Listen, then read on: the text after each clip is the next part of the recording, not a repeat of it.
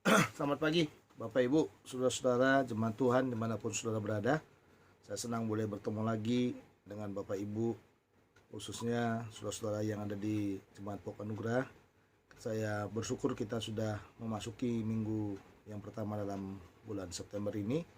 Kita tahu banyak tantangan, kita sudah tidak bersama ya dalam ibadah tatap muka hampir dari bulan Maret sampai dengan yang sekarang ini cukup lama sekali, hampir 6 bulanan. Tapi kita bersyukur kita tetap sehat, kuat, dan dalam penjagaan yang daripada Tuhan. Demikian juga semua Bapak Ibu yang mendengarkan firman Tuhan ini lewat YouTube channel ini. Saya percaya dalam waktu yang panjang ini banyak karya Tuhan, kasih Tuhan yang tak terduga yang bisa kita lihat, kita alami dalam setiap kehidupan kita. Marilah kita siapkan hati kita akan mendengarkan firman Tuhan pada pagi hari ini. Kita berdoa bersama-sama. Bapa dalam sorga, terpujilah Engkau, Allah yang hidup, Allah yang menuntun kami dari hari ke hari, dari minggu ke minggu, bahkan dari bulan ke bulan, sehingga kami ada di bulan September lagi. Pada hari ini, di minggu yang pertama, kami bersyukur buat rahmat anugerah-Mu yang sudah menyertai kami. Saat ini kami akan mendengarkan firman-Mu. Tolonglah kami, berilah hikmat, akal budi yang daripada Tuhan, supaya firman-Mu boleh menjadi bagian yang hidup, bagian yang nyata, dan bagian yang terus boleh memberkati kami. Tolong hamba yang menjelaskan dan saudara-saudara yang mendengarkan, biarlah kami sepenuhnya dalam pimpinan dan dalam pertolongan yang daripada Tuhan. Terpujilah Engkau, kami ikat semua kuasa kegelapan yang mengganggu kami untuk mendengarkan firman-Mu. Kami patahkan kuasanya dalam nama Yesus. Dan sekarang Roh Kudus memenuhi hati dan pikiran kami. Di dalam Kristus Tuhan kami sudah berdoa. Amin. Mari kita siapkan Alkitab kita. Kita membuka dari Matius pasal yang ke-18. Ya, Matius pasal yang ke-18. Mari kita lihat ayat yang ke-15 sampai dengan ayat yang ke-20. Sekali lagi, Matius 18 ayat 15 sampai dengan ayat yang ke-20. Saya membaca buat Bapak Ibu Saudara, demikian firman Tuhan. Apabila saudaramu berbuat dosa, tegurlah dia di bawah 4 mata. Jika ia mendengarkan nasihatmu, engkau telah mendapatnya kembali. Jika ia tidak mendengarkan engkau, bawalah seorang atau 2 orang lagi, supaya atas keterangan 2 atau 3 orang saksi, perkara itu tidak disangsikan. Jika ia tidak mau mendengarkan mereka, sampaikanlah soalnya kepada jemaat. Dan jika ia tidak mau juga mendengarkan jemaat, pandanglah dia sebagai seorang yang tidak mengenal Allah atau seorang pemungut cukai. Aku berkata kepadamu, sesungguhnya apa yang kamu ikat di dunia ini akan terikat di sorga, dan apa yang kamu lepaskan di dunia ini akan terlepas di sorga. Dan lagi aku berkata kepadamu, jika 2 orang daripadamu di dunia ini sepakat meminta apapun juga, permintaan mereka itu akan dikabulkan oleh Bapakku yang di sorga. Sebab di mana 2 atau 3 orang berkumpul dalam namaku, di situ aku ada di tengah-tengah mereka. Bapak Ibu, saudara-saudara yang dikasih oleh Tuhan, firman Tuhan pagi hari ini, tema kita adalah teguran sebagai bentuk kasih yang menuntun orang lain dalam terang Tuhan. Sekali lagi, teguran sebagai bentuk kasih yang menuntun orang lain dalam terang Tuhan. Kalau kita lihat pengertiannya, teguran itu artinya adalah tegur, ajar, atau celaan. Ya, itu bisa merupakan kritik, peringatan, atau bisa juga dalam istilah orang Jawa yang dikatakan sentilan atau jeweran. Nah, teguran bila disampaikan untuk mengkritik dan menjatuhkan, dan yang ditegur tidak siap, biasanya orang yang ditegur akan marah.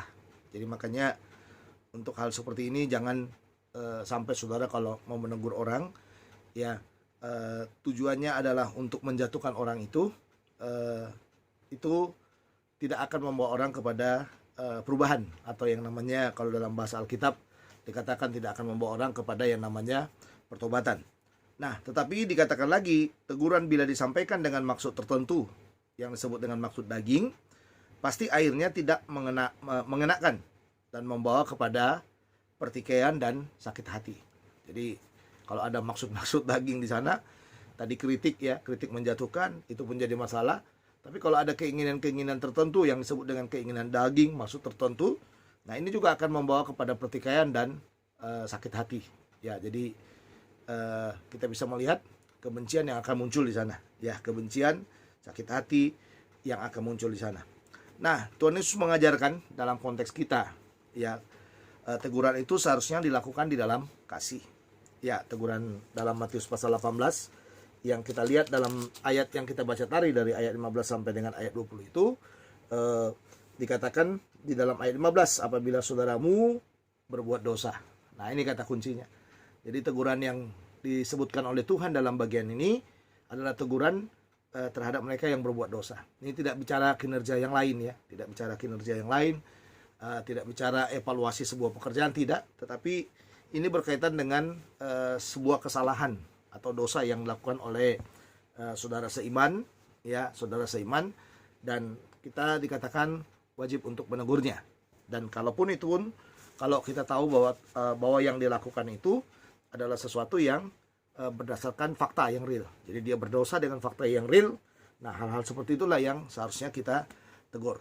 Nah, tapi kalau ini masih seandainya, lalu katanya, ya jangan sampai saudara menegur orang dengan kalimat-kalimat seperti itu, karena belum tentu hal itu yang terjadi. Nah, teguran di dalam kasih adalah teguran yang kita lakukan dalam pimpinan Roh Kudus. Teguran seperti ini akan menuntun orang yang sedang ditegur untuk hidup di dalam Roh Kudus dan mampu mengubah hidupnya di dalam Tuhan. Dengan demikian akan mempermudah orang tersebut untuk hidup dalam terang Tuhan. Ya, teguran sebagai bentuk kasih yang menuntun orang lain di dalam terang Tuhan. Bagaimana kita harus melakukan ini ya.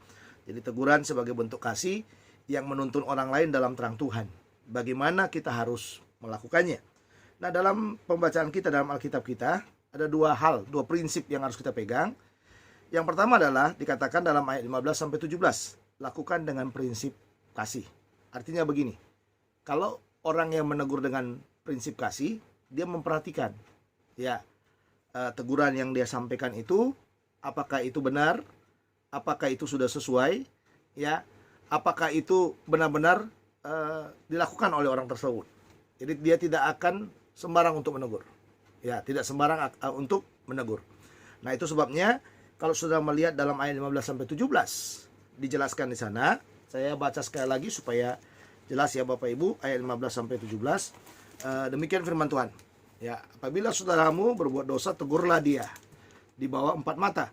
Jika ia mendengarkan nasihatmu, engkau telah mendapatkannya kembali. Jika ia tidak mendengarkan engkau, bawalah seorang atau dua orang lagi, supaya atas keterangan 2 atau 3 orang saksi perkara itu tidak disangsikan.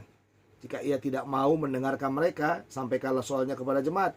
Dan jika ia tidak mau juga mendengarkan jemaat, pandanglah dia sebagai seorang yang tidak mengenal Allah atau seorang pemungut cukai.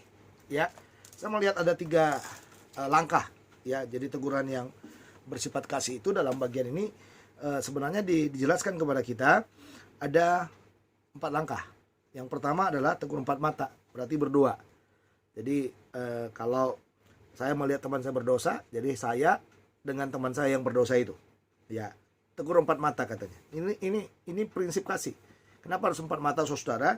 Supaya tidak melebar. Jadi masalah itu tidak melebar, dosa yang dia lakukan itu tidak melebar, atau tuduhan yang sedang dituduhkan kepadanya itu tidak menjadi tuduhan yang melebar kemana-mana. Ya, jadi kalau terlalu banyak, awal-awal terlalu banyak, nah itu sudah jadi masalah. Ya, ataupun mungkin kalau kita bawa banyak orang gitu ya, nah itu kan kita sudah menghakimi, belum tentu benar kan. Nah, karena dikatakan tegur 4 mata itu masih bisa semacam apa namanya, semacam nasihat. Ya, saya mendengar ada seperti ini yang sedang terjadi kepada kamu. Saya mendengar kamu sedang melakukan yang seperti ini, dan lain sebagainya. Nah, itu lebih mudah menurut saya daripada kita langsung ya membuat orang di meja bundar, kita dudukkan dan kita mulai menghakimi orang itu. Ya, hanya orang Farisi yang bisa melakukan itu kepada Yesus ya, kepada Yesus. Nah, tetapi saudara, kalau teguran 4 mata ini, jadi saya dengan dia kan menjadi 4 mata itu, berdua. Ya, ini kadang-kadang kan banyak orang nggak mau ini, yang berdua seperti ini nggak mau nih. Kenapa saya bilang nggak mau? Karena kecenderungan kita nggak gentle menegur orang. Kecenderungan kita kalau kita tahu orang berdosa, kita sebenarnya tidak mau memulihkan orang itu. Tujuan kita hanya untuk apa? Menjatuhkan orang itu. Sehingga kadang-kadang kita tidak melakukan itu untuk apa namanya, 4 mata seperti itu, kita nggak berani.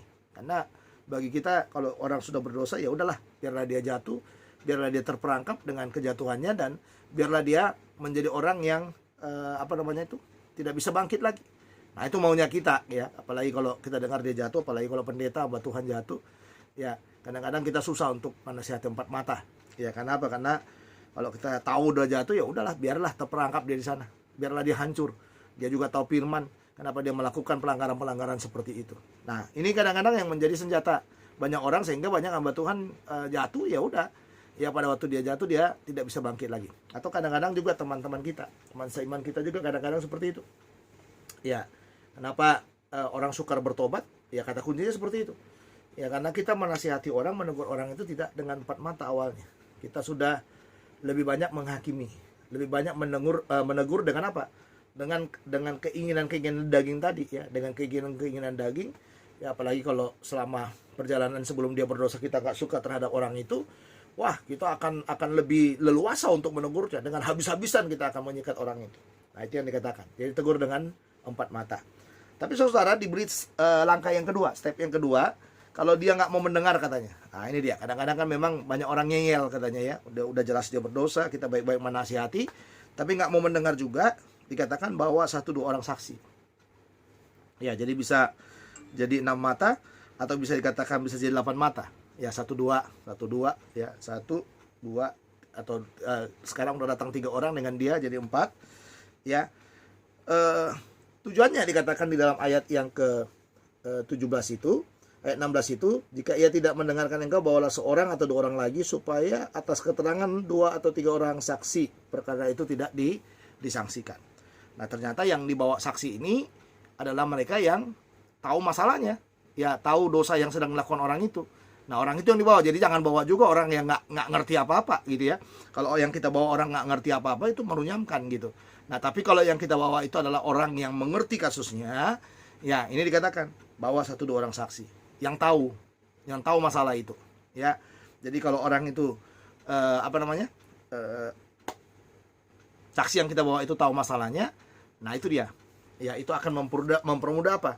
Orang itu mengakui kesalahannya, mengakui dosanya. Karena ini berkaitan, tadi sekali lagi saya katakan, ini berkaitan dengan dosa, ini berkaitan dengan kesalahan, dan memang sangat susah sekali kita untuk membuat orang untuk mengakui sebuah kesalahan. Itu tidak mudah saudara ya, tidak mudah itu.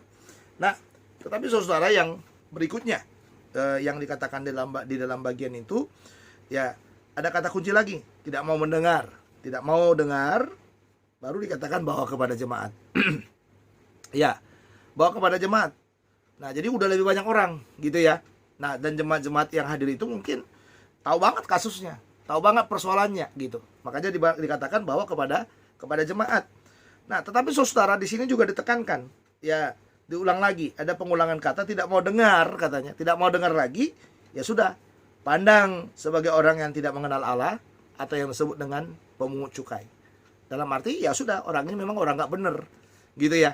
Nah itulah yang dikatakan teguran-teguran yang berdasarkan kasih itu. Jadi tegur 4 mata, bawa 1-2 orang saksi, bawa kepada jemaat. Jadi kalau di 4 mata dia sudah bertobat, nggak perlu lagi dikembangkan kasusnya, berarti selesai di situ. Kita hanya menunggu perubahannya. Kita mengingatkan supaya dia tidak melakukan lagi, supaya dia bertobat, supaya dia kembali lagi kepada kebenaran yang berdasarkan daripada firman. Tapi kalau enggak, ya naik lagi, bawa 1-2 orang saksi. Tapi kalau di sini dia udah bertobat juga, ya stop di situ, nggak perlu kembangkan lagi kemana-mana, saudara. Karena kadang-kadang kan, ya udah 4 mata udah benar, bawa lagi saksi yang menguatkan. Lalu yang terakhir diadili, ya diadili.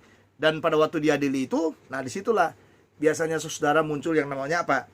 Ya kebencian demi kebencian itu, karena memang masalah itu seperti tidak selesai gitu loh ya, seperti tidak selesai. Jadi kita harus belajar membuat masalah orang itu bisa, kalau kita memang dipakai Tuhan untuk menyelesaikan masalah orang, ya kita harus profesional juga.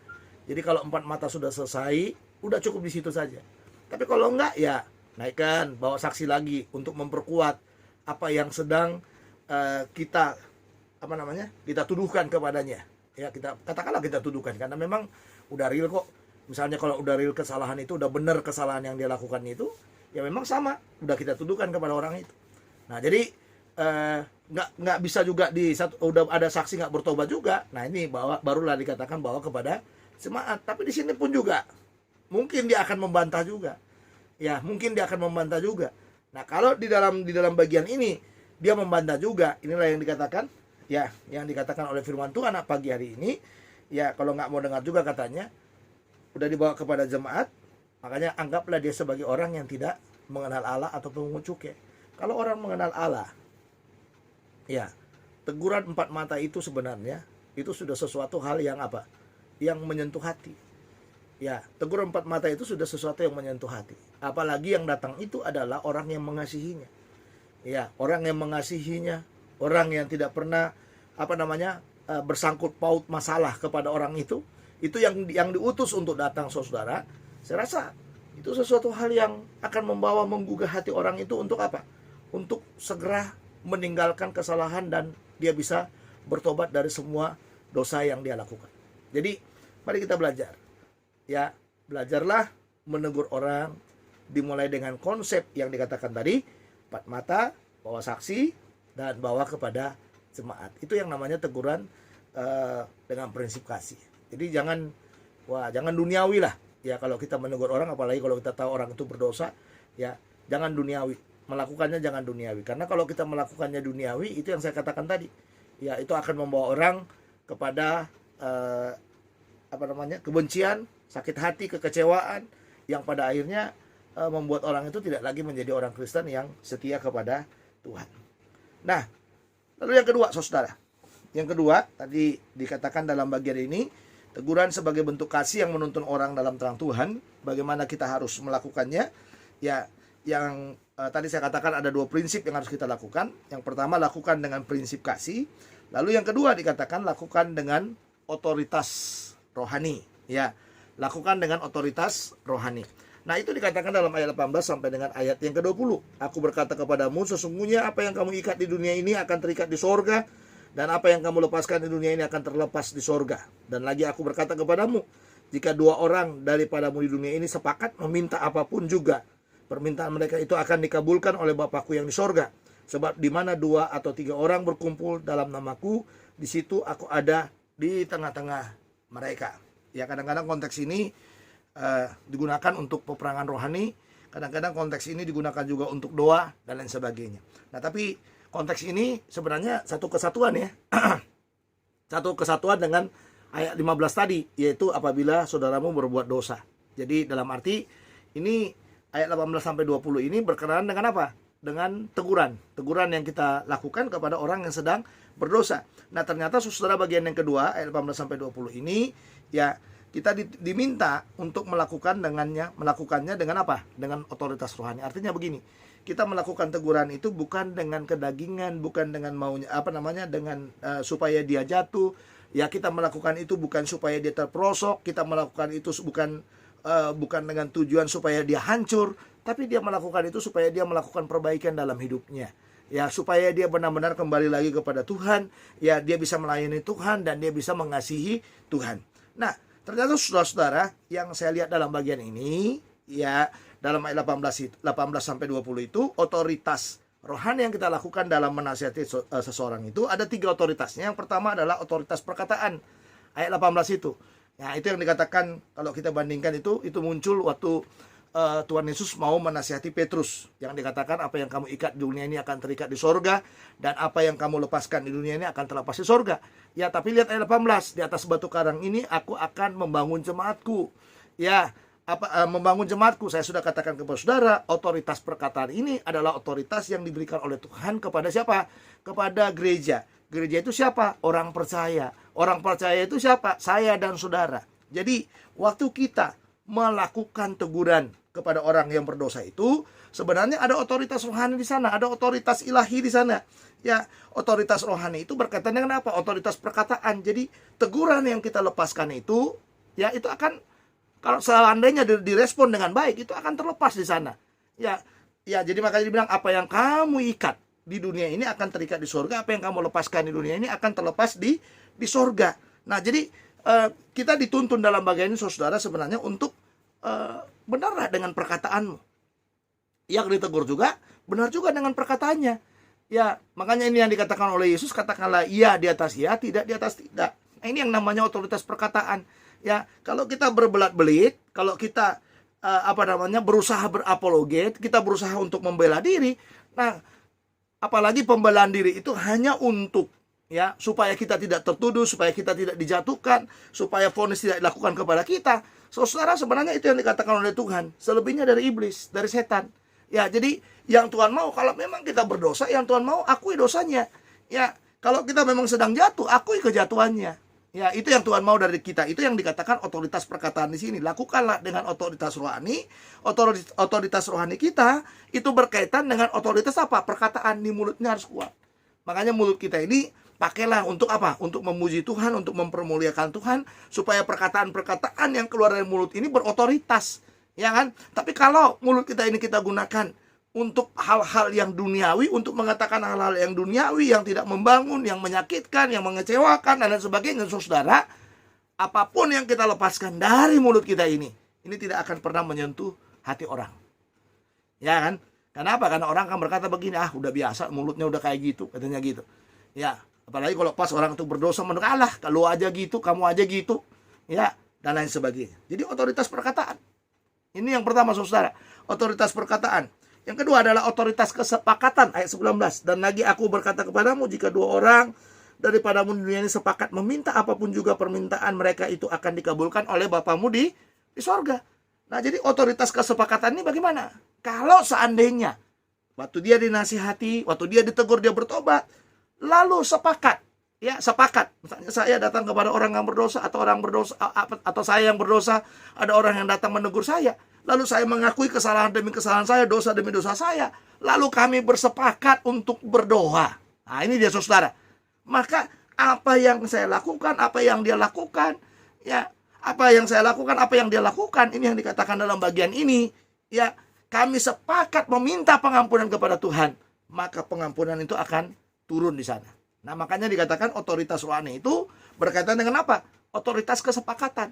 Nah, kesepakatan ini meminta apa? Meminta pengampunan, meminta pengudusan, meminta bagaimana Tuhan memulihkan kembali orang yang berdosa itu. Nah, ini yang dikatakan dalam bagian ini, otoritas kesepakatan. Lalu yang berikutnya, dikatakan lagi dalam bagian ini adalah otoritas kehadirannya. Ya, ayat 20 dikatakan sana, sebab di mana 2 atau 3 orang berkumpul dalam namaku, di situ aku ada di tengah-tengah mereka. Jadi otoritas kehadirannya. Jadi ingatlah, saudara, kalau kita sedang berbicara, kalau kita sedang menegur orang, saya yang menegur, atau orang yang ditegur, atau kebalikannya saya yang ditegur, atau orang yang sedang menegur saya, di dalam bagian itu, di sana ada otoritas kehadirannya. Dan kita tidak boleh, saudara, mengabaikan hal-hal yang seperti itu. Karena dikatakan dalam bagian, sebab di mana 2-3 orang berkumpul dalam namaku. Makanya, saudara, kalau kita menegur seseorang, lakukanlah teguran itu dalam nama Yesus. Ya, jadi bukan saudara melakukan teguran itu karena ketidakpuasan saudara, karena kekecewaan saudara, karena hati saudara yang sedang galau, karena hati saudara yang sedang kemana-mana, bukan, saudara. Tetapi saudara dikatakan lakukan dengan otoritas rohani. Kehadirannya di sana. Waktu kita datang, kita berdoa. Sebelum kita datang ke sana, kita sudah berdoa. Kita datang ke sana, kita berdoa.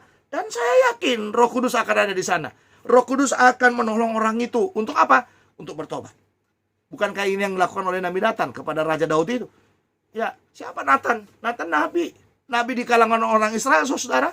Wah, memang punya otoritas. Otoritasnya adalah otoritas rohani. Tapi dibandingkan dengan seorang raja yang punya otoritas pemerintahan yang sangat luar biasa, mungkin kalau datang ke sana, dia sangat kecil sekali.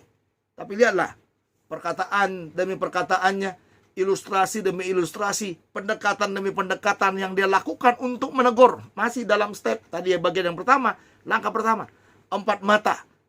Kalau Tuhan hadir di sana, kita melakukan dengan otoritas rohani, dengan perkataan, dengan kesepakatan dan kehadirannya, saudara, saya sangat percaya akan mudah orang untuk berubah dalam hidupnya. Dan itulah yang dilakukan oleh siapa? Oleh Nabi Nathan kepada Raja Daud itu. Lihat di sana, saudara. Wah, dia cerita begini panjang lebar. Lalu dengan entengnya, kalau kita melihat, Daud menjawab, siapa orang itu? Itu harus dibinasakan dan sebagainya. Pendek cerita. Sebenarnya Nathan hanya berkata, kamu, katanya gitu. Apakah dia membantah? Kapan aku melakukannya?